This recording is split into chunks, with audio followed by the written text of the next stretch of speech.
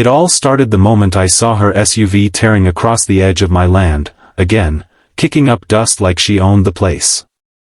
Karen, the HOA president and self-proclaimed guardian of community standards, had gotten a little too comfortable using the narrow dirt path that ran across the corner of my property.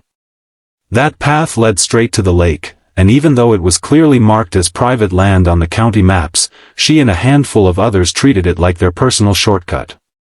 At first, I didn't think much of it. I just bought the property, a beautiful parcel tucked right next to the lake with a few trees, a gentle slope, and the kind of view people dream about. I wanted quiet weekends, fishing mornings, and barbecues with my kids. But the peace I'd hoped for didn't last long.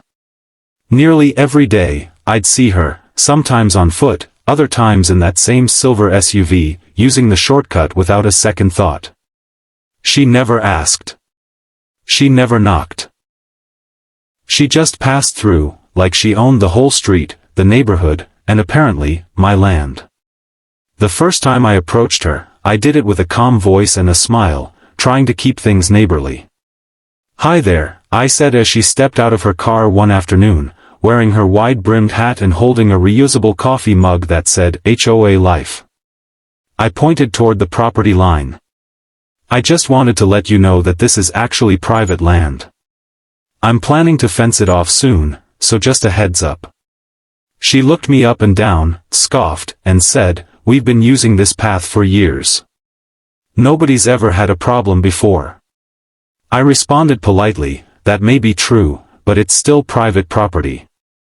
The previous owner probably just didn't enforce it. But I will." She didn't like that. Her face tightened, and she walked off muttering something about calling the HOA board. That was my first clue that this wouldn't be a simple fix. Over the next few weeks, she kept using the path like I'd said nothing. If anything, she doubled down, bringing guests through, even hosting a birthday party where kids and parents parked along the trail and hiked down to the lake, cutting right through my yard like it was a public park. I found candy wrappers, soda cans, and even someone's sandal left in the mud. I didn't want to be the angry neighbor who yelled at kids, but enough was enough. I started documenting it.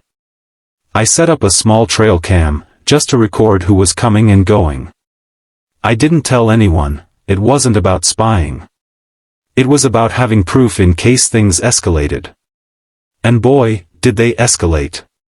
One evening, just before sunset, I was outside working on a small dock by the lake when Karen's SUV zipped down the path again, narrowly missing one of the rocks I'd placed to mark the boundary. I waved her down. She rolled her window down just enough to be heard. "Karen, this is not a road. It's not even a driveway. You can't keep doing this." She laughed. "Why don't you relax? You're the new guy. This is how things work here." I stood there, stunned. The entitlement was off the charts. I didn't yell. I didn't argue. I just nodded and walked back to my tools. That was the moment I decided to act.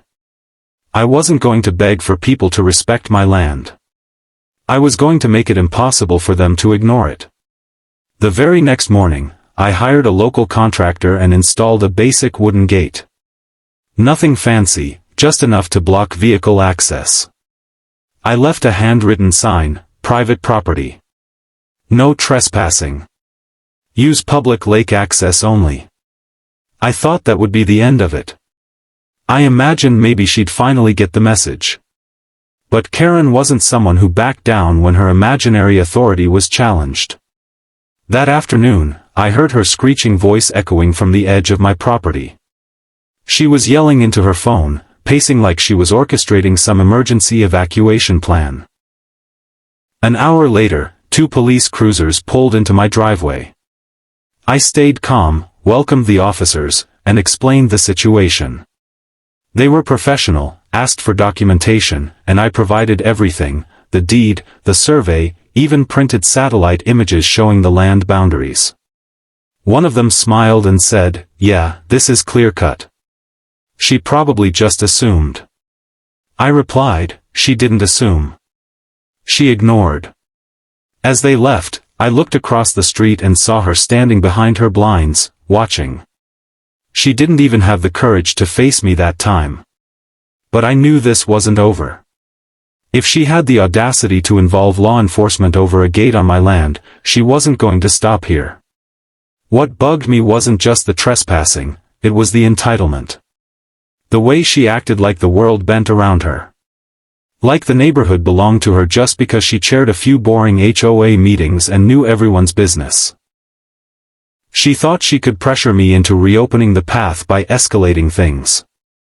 But instead, she gave me all the motivation I needed to draw a hard line, literally and legally. Neighbors started talking. Some quietly came to me and said they'd always wondered if that shortcut was legal. A few apologized for using it. One even thanked me for standing up to her. She's been a headache for years, an older man told me while walking. I wasn't going to just block access, I was going to take control of the whole situation in a way Karen would never expect. After the police visit failed to intimidate me, she tried a new approach.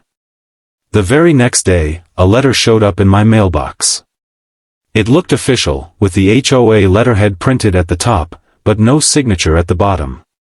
It was a formal community notice, urging me to remove the gate and restore lake path access for residents. It claimed the trail was a long-standing route that the community had used for years and that I was disrupting neighborhood harmony. I almost laughed. There were no legal claims in the letter, just vague guilt-tripping and half-baked appeals to community spirit. This wasn't about harmony. It was about Karen's pride and power. She wasn't used to anyone saying no, especially not someone new to the neighborhood. I didn't respond. I didn't have to. The land was mine, and no letter without legal teeth was going to change that. But what I did do next is what really set things in motion. I spent the next week diving into local property laws, access rights, easement records, and zoning rules. I even had my lawyer draft a document clearly outlining that there was no recorded easement across my property, not now, not ever. I then walked that document right over to the HOA office and requested it be added to their meeting agenda for the following month. Karen, of course, was there when I dropped it off. She didn't say a word. She just gave me that tight, forced smile that looked more like a grimace than a greeting. That's when I realized she wasn't just angry, she was scared. She knew she was losing. But she wasn't going down quietly. A few days later, I noticed tire marks near the edge of the fence. Someone had clearly tried to go around it. My trail camera caught a blurry image of a vehicle trying to skirt the gate at night, nearly getting stuck in the mud. I posted a still from that footage in our community Facebook group with the caption, "Friendly reminder, this is private land. Use the public lake access road like everyone else." The post exploded. Most of the neighbors were supportive, but a few, Karen's loyal crew, started spreading rumors that I was planning to build some kind of resort or boat dock that would ruin the lake view.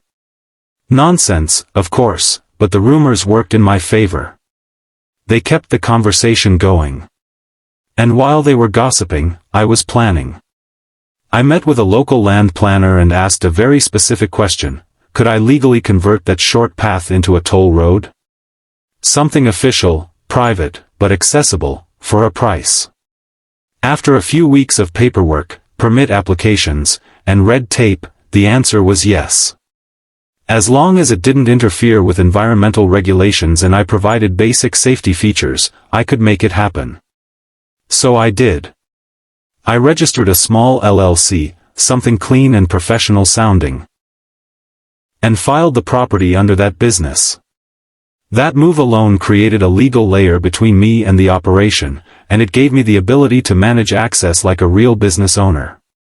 Within a month, the dirt trail that Karen had abused for years was graded, graveled, and equipped with a keypad access gate and signage. Private road, toll access only, managed by Lakeview Pathways, LLC. I added a simple QR code scanner linked to a mobile payment platform. Want to use the shortcut? Pay $5.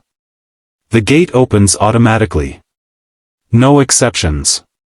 I even installed solar lights along the trail for safety, because if you're going to run a toll road, might as well do it right. It wasn't just about blocking Karen anymore. It was about flipping the power dynamic entirely. She thought she had influence through meetings and social circles. I had actual, legal control of the only direct path to the lake from her side of the neighborhood. The first weekend after the gate went live, I sat on my back porch and watched the chaos unfold. Cars pulled up, stopped at the gate, reversed, turned around. Some scanned the code and paid. Others sat there confused. Karen showed up herself at one point, got out of her car, took pictures of the signs, and stomped off toward the public access road in a fury. She never paid the toll. I knew she wouldn't. Her pride was worth more to her than the $5. But what really made my day was seeing her guests, people who used to freely cut through my land, now standing in front of the gate with their phones out, scanning and paying without hesitation. In just one weekend, I made nearly $150. Not a fortune, but that wasn't the point. The point was control. Legality. Ownership. And yes, a little revenge. Karen tried one more desperate move. She called for an emergency HOA board meeting to discuss the obstruction of community lake access. I attended, calmly presented all my documents, including county permits, survey maps, LLC registration, and the official notice that no public easement had ever existed. The board, seeing everything in black and white, had no choice but to side with me. One of the members even complimented the setup, calling it a very clever solution to a difficult neighbor dispute. Karen didn't speak during the rest of the meeting. She sat stone-faced, flipping through her binder as if she was still looking for a loophole that didn't exist. That night, I got an anonymous message on Facebook. It said, "You may have won this time, but the HOA always finds a way." I didn't even bother replying. Let them try. I'd already won. I didn't need to fight her anymore, I just needed to keep the system running. Every day, the toll road did the work for me. Every beep of the gate was a reminder that Karen had lost. She could walk the long way, she could stew in silence, but she could no longer cut corners. Literally or metaphorically. And that sense of peace I originally bought the land for? It was finally here. Not just because the shortcut was gone, but because I knew I had stood my ground and turned a problem into a power move. A week after the HOA meeting where Karen was humiliated by nothing more than the truth, things around the neighborhood began to shift. People started treating me differently, not with hostility, but with quiet respect. Neighbors I hadn't spoken to before suddenly waved when they passed by. Some even stopped to say hello or compliment the improvements I had made to the land, from the gravel road to the lights and signs. One older gentleman who lived down the block actually thanked me for putting that woman in her place, then whispered, "She's been walking over people for years. You're the first one who stood your ground and won." I smiled, appreciating the gesture, but I also knew better than to underestimate Karen. Publicly, she had lost, but that didn't mean she was done. And sure enough, I was right. Just when things started to feel peaceful, the next round of petty warfare began. It started with small things. A complaint was filed to the county about my sign being too reflective and causing distraction at night. Then another complaint said the gravel road was damaging the soil and affecting local drainage. Both were nonsense. I had followed every legal guideline and permit to the letter, and the county inspector confirmed it. But every time I passed Karen's house and saw her peering out behind the curtains, I knew exactly where the complaints were coming from. When those didn't work, the harassment shifted to social tactics. Suddenly I noticed her gossiping louder at HOA meetings, talking about how I was monetizing nature and excluding residents from their own lake. She even tried to organize a petition to revoke my permits, though that fizzled out fast once people realized everything I had done was perfectly above board. The funniest part of it all? Despite all the noise and drama, people kept using the toll road. And not just strangers, some of her friends. Every weekend like clockwork, I'd check the payment logs and see the same few names pop up. $5 a visit. Over time, the numbers grew. People realized it was simply more convenient to pay a few dollars than to hike the long way or park illegally near the public lot. Eventually, I added a weekend pass option, $10 for unlimited access from Friday to Sunday. It was a hit. That trail Karen had taken for granted had now become a revenue stream that more than paid for itself. The irony was delicious. Karen hated it. But instead of backing off, she doubled down. Her next attempt was to try to frame me as someone who was ruining the spirit of the neighborhood. She printed flyers. Actual printed flyers. They were slipped under doors, left in mailboxes, and even taped to the HOA bulletin board. They had my name on them, accusing me of profiteering off community property and intimidating residents with surveillance. Yes. She was now calling my gate cameras an intimidation tactic. I took a picture of the flyer and posted it back into the community Facebook group with a caption, "Friendly reminder, there is no community property on my land. But if you want to use it, I'll keep the gate open for you. Just bring $5. The comments were brutal. Dozens of neighbors backed me. Some even joked about installing their own toll gates. Karen didn't respond, and the flyers disappeared the next day. But I still wasn't done. If Karen wanted to keep dragging this out, I figured it was time to upgrade the toll road even more. I added landscaping, planted flowers and small trees along the edge to give it a park-like feel. I installed a trash bin, a small bench near the lake, and even a locked dock for kayak launching, available to paying users only. I renamed the access, Lakeview Way, and added it to Google Maps as a private toll road operated by my LLC. It became real. Not just a block against trespassers, but a clean, functional, and legal lake access point. People appreciated the improvements. It wasn't just about money anymore. It was about creating a peaceful space and keeping it clean and under control. And Karen? She had no argument left. Then came the moment that made it all worth it. One sunny Saturday, I was out near the water when a group of teenagers came down the road, loud and laughing, clearly heading for a swim. One of them was holding a phone, scanning the toll QR code. They were respectful, said hello, and even threw their trash in the new bin when they left. As they walked off, one of them said, "This place is way nicer than the public side." That stuck with me. It was working. What started as a fight against a nosy, entitled HOA president had turned into a small, successful access point that actually improved people's lake experience. And it was all because I refused to let Karen treat my property like her shortcut. About a month after that, something even more unexpected happened. I received a letter, this time not from Karen, but from the county. They wanted to recognize Lakeview Way as an official, controlled access trail in their environmental and recreation maps. It wouldn't change ownership or affect my rights, but it would be listed as a private access option on the official lake trail system. That was huge. It meant the road was no longer just something I built out of spite, it was a recognized part of the area's recreational layout. I accepted, of course, and added a second gate up near the lake with the same QR access, to keep everything consistent. Karen? She went quiet. No more complaints. No more flyers. Just silence. Some say she moved her attention to a neighbor down the street who painted their mailbox the wrong shade of gray.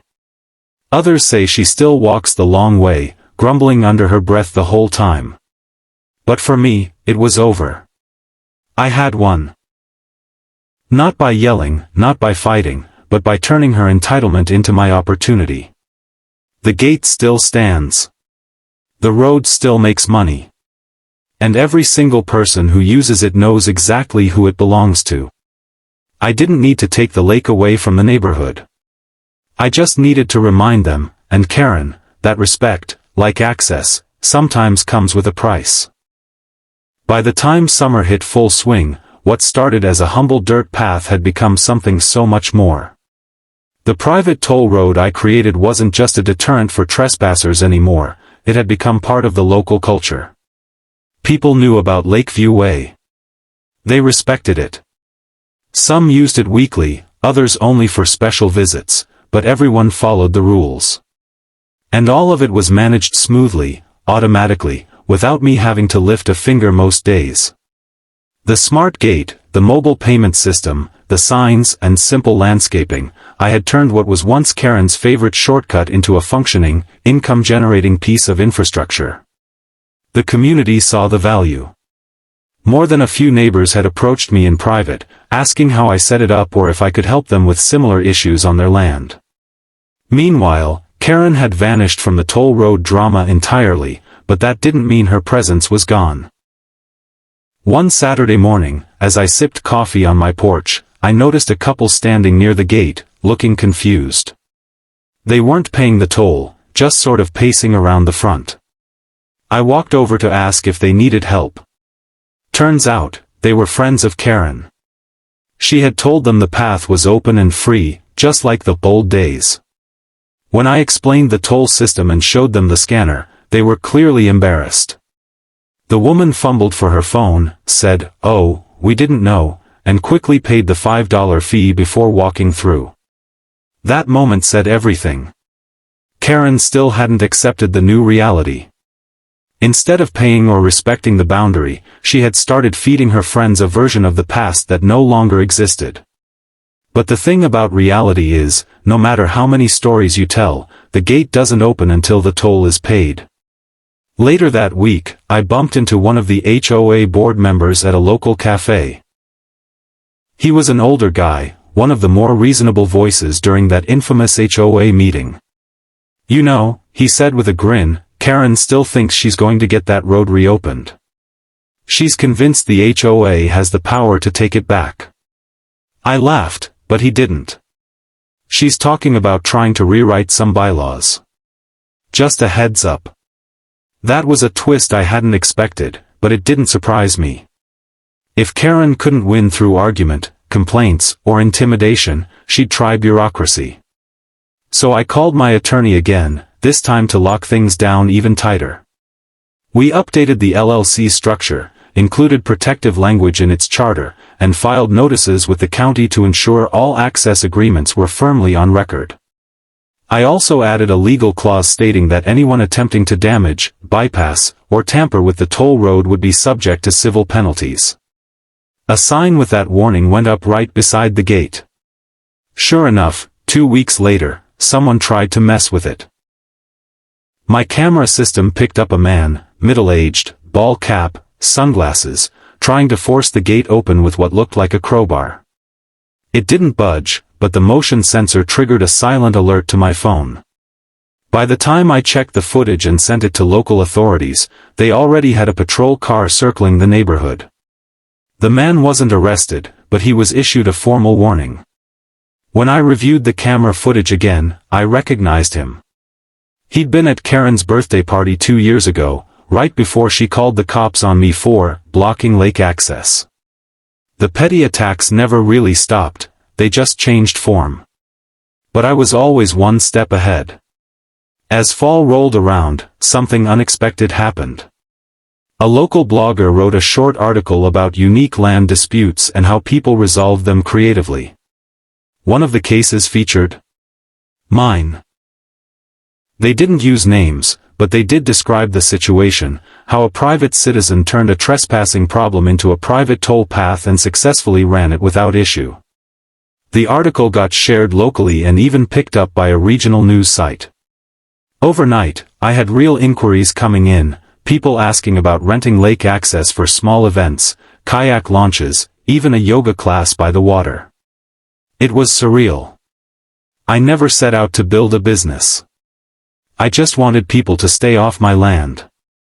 But now it was becoming something bigger. I leaned into it. Slowly and carefully, I added some booking features to the Lakeview Way website. Nothing flashy, just an option to reserve the dock or schedule access during busy weekends. I set clear rules: no alcohol, no loud music, no glass near the water. The visitors followed them, and those who didn't were blacklisted. Simple. Fair. Effective. I wasn't trying to be a park ranger, I just wanted my property respected. And the funny thing? The more I gave people clear expectations, the more they appreciated it. What Karen once saw as a power grab had become a community resource, paid, organized, and managed with precision. Karen didn't like any of it. At the next HOA meeting, she ranted for 10 minutes about commercial activity on residential land. But the board shut her down. They reminded her the land was private, and the toll road was legally protected. One board member even said, "Honestly, it's better now. People used to trample all over that place. Now it's neat, quiet, and peaceful." That comment hit her hard. She stormed out of the meeting, leaving behind a trail of muttered complaints and that trademark Karen glare. As winter approached and activity at the lake slowed down, I took a step back to reflect. What had started as a conflict over a shortcut had transformed into something no one saw coming. I had taken control of my property, created a system that worked, and stood up to someone who had probably bullied dozens of people before me. But more importantly, I had changed the way the community saw things. Ownership wasn't just about land, it was about boundaries, respect, and standing firm when someone tried to walk all over you. Karen still lives nearby. She still throws glances when she drives by. But she hasn't set foot on my road in months. Not since the new policy was posted. Unauthorized use of this access point will result in legal action. The gate stands tall, the path is well kept, and the toll remains exactly $5. Not because I need the money, but because it sends a message. Respect has value. And so does standing up for yourself.